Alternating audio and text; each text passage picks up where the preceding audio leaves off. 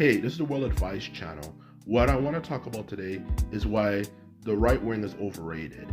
And for this video, I'll give historical information to back up my point of why they are overrated and why they should not be taken seriously from information I will show you from the past that clearly indicates the truth about the party and why every single time they're in a position of power, they actually screw things up, as well as the fact of the matter to go alongside that, why we should be worried for the future if Donald Trump is going to get reelected. So anyway, let's get started. So when it comes to the issue of why the right wing is overrated, especially with the world we live in where everyone likes to spend their time hating on the left wing sucks, the left wing sucks, the left wing sucks, and tend to forget some of the best left wing presidents or leaders for that matter we've had who've really got us through every crisis. The truth of the matter is being right wing is considered cool now, and it's considered the coolest thing imaginable and so on and so forth. But I will clearly make sure that you understand that's not true. Now, when it comes to the reason why I say that is that when you look at history, every single time there has been a conservative in power, and this is from actual facts, not actually just making shit up randomly like a lot of people do. They have ever been in power. America, and not just America, but the rest of the world, but of course America should take primary aim because what they do will affect the rest of the world in some sort of way. The truth of the matter is, particularly for America, like I'm saying, there is always a crisis every single time. Whether it could be them being leaders during a crisis that's going on, like a war or something, or just for that matter, just screwing things up even during times of prosperity. The truth of the matter is they always do these main things. And what these main things are is a few main things. The first one of all is create division between the public. They create a lot of policies that are extremely racist that end up screwing up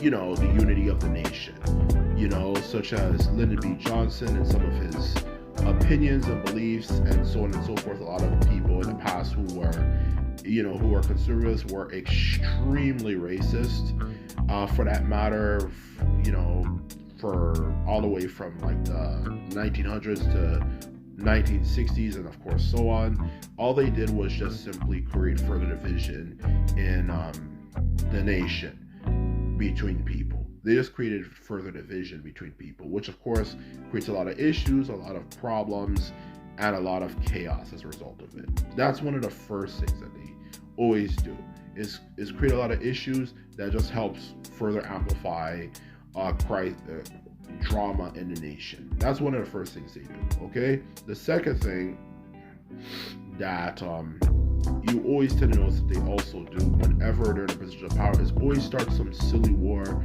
for something that does not matter. Every single time they always pretty much always start a war or something, especially particularly of course mainly for the ones who are the most powerful, significant, ones who live through the most crazy, the most, I guess you could say, chaotic of times. They always start a war for some weird reason, and they always end up, in a lot of cases, they don't end up doing that great. Whether it could be like Lyndon B. Johnson or President Bush's father, George H.W. Bush, and he didn't even do that great of a job for that whole issue, to of course his son, and so on and so forth. They're always starting a war for some silly reason, and they don't do that great. And not only that, to go alongside that, lastly, for my last main point, the economy always suffers massive issues every single time as well. The same freaking thing. There's always an economic shutdown of the economy, and experiencing chaotic issues that just further causes chaos, is something that also mentions. Besides, when it comes to go alongside that fact of what I'm saying, when it comes to conservative leaders, the best person to mention, especially who's considered among conservatives as the greatest conservative of all time, Ronald Reagan. He's like literally considered like the equivalent of what Bill Clinton is for Republicans. And alongside that fact, he's also considered, if anything, among American Republicans, as pretty much like the equivalent of like Winston Churchill for like the British. He is he is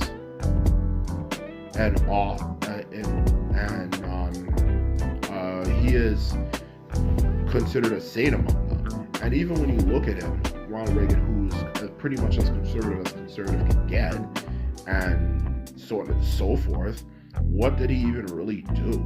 Everything from creating a war on drugs that has affected millions of people's lives and screwed up, for that matter, tens of millions of people, and also helped to stabilize a bunch of nations, and also help create more division between black and white Americans due to the amount of black communities that have been impoverished because of the crack epidemic. That's one of his major accomplishments. To go alongside that fact, that also is very true. The fact of the matter is that he also, of course, not only that, to add to that, he also, of course, helped deregulate the market that eventually led up to the financial crisis of the 2000s, the 2008 financial crisis, which we've actually fully never truly recovered from. Even now, even now we're still suffering from the after effects of it in some way. And even before, when it kind of calmed down, like the mid 2010s, it still truly never really recovered from the 2008 financial crisis. So that's exactly the truth of the matter. Those are all the things Ronald Reagan did in one way, or shape, or form that screwed up America and the world, for that matter. So if that's considered the greatest one of all, then that shows you how flawed they are. If that's the best you have, and he ends up creating all these issues, then it just shows you how far down your party is. And this is the truth, whether people want to hear it or not. It's the truth. And now that I've gotten that done, now let's also discuss the implications of what it'll have, of course, on America as as America as a whole, especially with Donald Trump's re-election. And and when it comes to him being re-elected, it's just going to be more crap. It's going to be more further division. It's going to be more economic issues here and there in some way, shape, or form.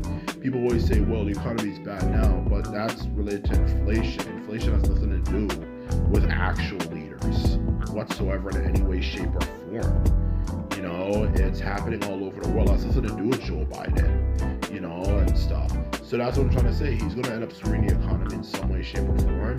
And he's probably also, to go alongside those two main things, he's just going to do stuff that just screws things up as they usually do. Every single thing that they do, every single time, it's the same main stories, and exactly, if anything, the same main three things: start a war, screw up the economy in some way by deregulating the market, and so on and so forth, and thirdly, create more division on the for the public when it comes to particularly blacks and whites.